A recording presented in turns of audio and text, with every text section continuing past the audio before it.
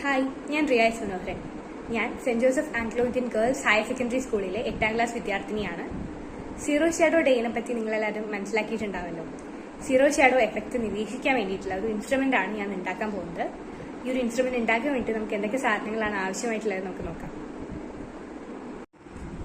ഈ ഒരു ഉപകരണം ഉണ്ടാക്കാനായിട്ട് നമുക്ക് ആവശ്യമുള്ളത് ഒരു പലകയാണ്. ഈ പലകയുടെ നീളവും വീതിയും 8 ഇഞ്ച് ആയിരിക്കണം.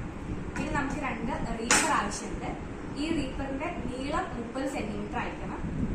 പിന്നെ നമുക്ക് വേണ്ടത് 2 സൈക്കിൾ സ്പോക്കാണ്.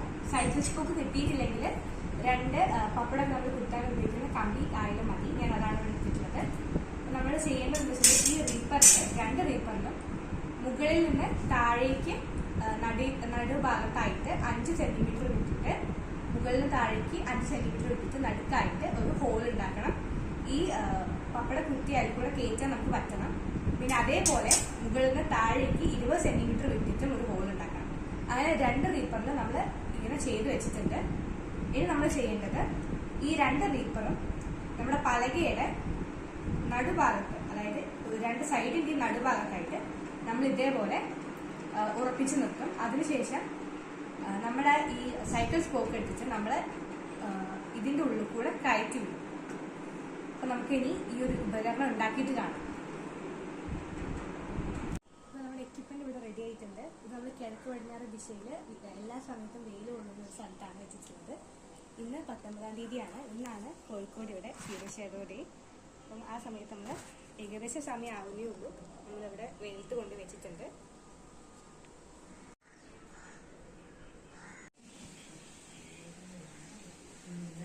നമ്മളിപ്പോൾ ഉണ്ടാക്കിയ ഈ ഒരു ഉപകരണം നമ്മൾ വീട്ടിന്റെ മുറ്റത്ത് എപ്പോഴും വെയിൽ കിട്ടുന്ന ഒരു സ്ഥലത്ത് കിഴക്ക് പടിഞ്ഞാറ് ദിശയിൽ നിരപ്പായിട്ടുള്ള ഒരു പ്രതലത്തിൽ കൊണ്ടുപോയി വെക്കണം. അങ്ങനെ വെച്ച് കഴിഞ്ഞാൽ നമുക്ക് സീറോ ഷാഡോ എഫക്ട് വളരെ എളുപ്പത്തിൽ മനസ്സിലാക്കാൻ പറ്റും. നമ്മളിപ്പോൾ ഉണ്ടാക്കിയ ഈ ഒരു ഉപകരണത്തിൽ നമ്മൾ 2 സൈക്കിൾ സ്പോക്കാണ് യൂസ് ചെയ്തിട്ടുള്ളത്.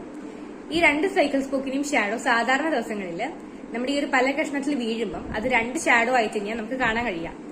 എന്നാൽ സീറോ ഷാഡോ എഫക്റ്റിന്റെ ആ സമയത്ത് നമുക്ക് ഈ 2 സൈക്കിൾ സ്പോക്കിന്റെയും ഷാഡോ ഒരൊറ്റ ഷാഡോ ആയിട്ട് മാറിയത് കാണാൻ കഴിയും.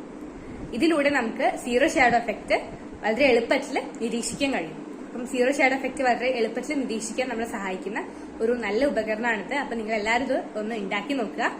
Thank you.